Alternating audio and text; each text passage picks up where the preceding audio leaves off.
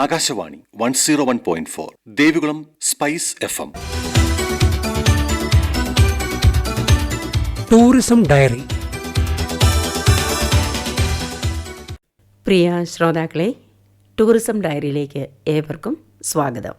വിനോദസഞ്ചാര മേഖലയുമായി ബന്ധപ്പെട്ട ക്ലൗഡ്സ് വാലി റിസോർട്ടിന്റെ GM-ഉം Kerala travel mart society managing committee മെമ്പറും സ്മാർട്ട് മൂന്നാർ അസോസിയേഷൻ വൈസ് പ്രസിഡന്റുമായ ശ്രീ വിനോദ് വി ഇന്ന് നമ്മോടൊപ്പം ഉണ്ട്.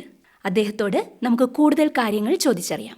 ഈ ഇടയ്ക്ക് ഉത്തരവാദിത്ത ടൂറിസം മിഷൻ്റെ തന്നെ സ്ട്രീറ്റ് എന്ന് പറഞ്ഞിട്ടൊരു പ്രോജക്റ്റ് വന്നിരുന്നു. നമ്മൾ മലയാളത്തിൽ പറയുന്ന തെരുവ് എന്നുള്ളതല്ല, സ്ട്രീറ്റ് എന്ന് പറയുന്നത് ഒരു ഷോർട്ട് ഫോമാണ്. Sustainable, tangible, responsible, experiential, ethnic tourism hub എന്നാണ് പറയുന്നത്. അതിൽ നമുക്ക് അഭിമാനമെന്ന് പറയാം, കാന്തല്ലൂരും അതിനകത്ത് ഉൾപ്പെട്ടിട്ടുണ്ട്. 5 വർഷത്തെ പ്രോജക്റ്റാണ്. കാന്തല്ലൂരിലെ ടൂറിസം വികസനമാണ്. നമ്മൾ ഈ പറഞ്ഞതിനകത്തെല്ലാം വരുന്നുണ്ട്. സസ്റ്റൈനബിലിറ്റി വരുന്നുണ്ട്, എത്നിക്, ടാഞ്ചിബിൾ, റെസ്പോൺസിബിൾ എല്ലാം ഉൾപ്പെടുന്ന കാന്തല്ലൂരിലുള്ള മുഴുവൻ ജനങ്ങളെയും പഞ്ചായത്തിനെയും ഉൾക്കൊള്ളിച്ചുകൊണ്ടുള്ള ഒരു ടൂറിസം വികസനം. അതാണ് റെസ്പോൺസിബിൾ ടൂറിസം മിഷൻ്റെ സ്ട്രീറ്റ് പ്രോജക്റ്റ്. അതുപോലെ തന്നെ ടൂറിസം മിഷൻ സൊസൈറ്റിയുടെ റെസ്പോൺസിബിൾ ടൂറിസം ഡെസ്റ്റിനേഷൻ എന്നാണ് പറയുന്നത്. അതിൽ മൂന്നാർ കൂടി ഉൾപ്പെടുത്താൻ വേണ്ടി ശ്രമിച്ചുകൊണ്ടിരിക്കുകയാണ്. അതിൻ്റെ ഭാഗമായിട്ട് നമ്മൾ ഇവിടെയുള്ള അക്കോമഡേഷൻ യൂണിറ്റുകളും അതുപോലെ RT യൂണിറ്റുകൾ എന്ന് പറയും, നമ്മളുടെ ഫാം ടൂറിസവും അതുമായി ബന്ധപ്പെട്ടതെല്ലാം RT ക്ലാസിഫിക്കേഷൻ എടുക്കുക എന്ന് പറയും. RT ക്ലാസിഫിക്കേഷൻ എന്ന് പറയുന്നത് ഒരു ചില്ലറ കാര്യമല്ല. നമ്മൾ അതിനകത്ത് നമ്മളുടെ ഒരു environmental responsibility, socio cultural responsibility, economic responsibility, sustainable responsibility, ഇത്രയും കാര്യങ്ങൾ ചെയ്ത് ഈ RTയുടെ ക്ലാസിഫിക്കേഷൻ എടുക്കുകയും അതുവഴി ഡെസ്റ്റിനേഷനെ RT മിഷൻ ക്ലാസിഫൈഡ് ഡെസ്റ്റിനേഷനായിട്ട് മൂന്നാറിന് ഉയർത്തുകയും ചെയ്യുക എന്നുള്ളതാണ് ഞങ്ങളുടെ ഉദ്ദേശം.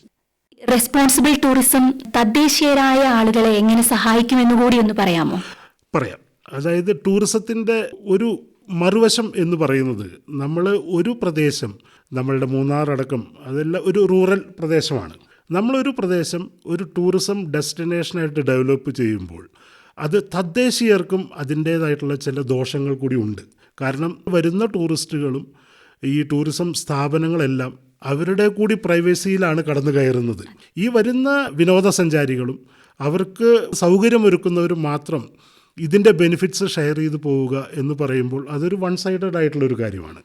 അവിടെയാണ് നമ്മൾ തദ്ദേശീയരെ കൂടി ഇതിനകത്ത് ഇൻക്ലൂഡ് ചെയ്യിക്കുക. ഇപ്പോൾ UNWTOൻ്റെ തന്നെ അവരുടെ സ്ലോഗൻ തന്നെ ടൂറിസം ഫോർ ഇൻക്ലൂസീവ് ഗ്രോത്ത് എന്നാണ്. ആ ടൂറിസം ഫോർ ഇൻക്ലൂസീവ് ഗ്രോത്ത് എന്ന് പറയുമ്പോൾ നാട്ടുകാർ പെടും, തദ്ദേശീയർ അതിനകത്ത് വരും, പഞ്ചായത്ത് വരും. നേരത്തെ പറഞ്ഞതുപോലെ തന്നെ എൻവയോൺമെൻറ്റൽ റെസ്പോൺസിബിലിറ്റി, നമ്മളുടെ മാലിന്യ നിർമ്മാർജ്ജനം, വാട്ടർ കൺസർവേഷൻ, എനർജി എഫിഷ്യൻസി, അതേപോലെ തന്നെ സോഷ്യോ കൾച്ചറൽ റെസ്പോൺസിബിലിറ്റി എന്ന് പറയുമ്പോൾ നമ്മളുടെ ലോക്കൽ കൾച്ചർ അതിനെ സംരക്ഷിക്കുകയും അതിനെ ടൂറിസ്റ്റുകൾക്ക് അനുഭവവേദ്യമാക്കുകയും അതുവഴി തദ്ദേശീയരെ കൂടി ഇതിനകത്ത് ഉൾപ്പെടുത്തുകയും ചെയ്യുന്നു. അതുപോലെ തന്നെ വളരെ പ്രധാനപ്പെട്ട ഒന്നാണ് ഈ എക്കണോമിക് റെസ്പോൺസിബിലിറ്റി. അതിനകത്ത് നമ്മൾ ചെയ്യുന്നത് ലോക്കൽ സോഴ്സിങ്. നമുക്ക് നമ്മളുടെ ഈ ടൂറിസത്തിന് ആവശ്യമായ എല്ലാ മെറ്റീരിയൽസും നമ്മളുടെ നാട്ടിൽ നിന്ന് തന്നെ നമ്മൾ വാങ്ങിക്കുക.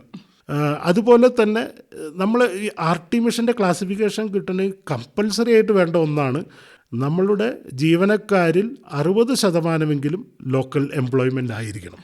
അങ്ങനെ വരുമ്പോൾ ഞങ്ങൾക്കും ഇതിനകത്തൊരു കാര്യമുണ്ട് എന്നുള്ള ചിന്ത തദ്ദേശീയർക്ക് വരികയും അവരുടെ വികസനം കൂടി നമ്മൾ കൊടുക്കുന്ന ഒരു നികുതിക്കും മറ്റു കാര്യങ്ങൾക്ക് പുറമെ അവരുടെ സ്പെൻഡിങ് കപ്പാസിറ്റി കൂടി കൂട്ടുന്ന രീതിയിൽ അവരുടെ വ്യയ വ്യവസ്ഥയിൽ കൂടി ടൂറിസം ഇടപെടുമ്പോൾ അവരും ഇതിനെ വളരെ പോസിറ്റീവായിട്ട് അപ്രോച്ച് ചെയ്യുകയും നമുക്ക് വളരെ സുഗമമായിട്ട് ഒരു ഡെസ്റ്റിനേഷൻ സസ്റ്റെയിൻ ചെയ്ത് കൊണ്ടുപോകാൻ സാധിക്കുകയും ചെയ്യും.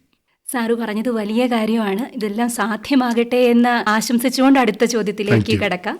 മൂന്നാറിലെ ടൂറിസം മേഖല ധാരാളം വെല്ലുവിളികൾ നേരിടുന്നുണ്ട്. സാറിന് മനസ്സിൽ തോന്നുന്ന കാര്യങ്ങൾ എന്തെല്ലാമാണ്? മൂന്നാറിൽ നേരിടുന്ന വെല്ലുവിളി ഒന്ന്, അടിസ്ഥാന സൗകര്യ വികസനം കാര്യമായിട്ട് ഇവിടെ നടന്നിട്ടില്ല എന്നുള്ളതാണ്.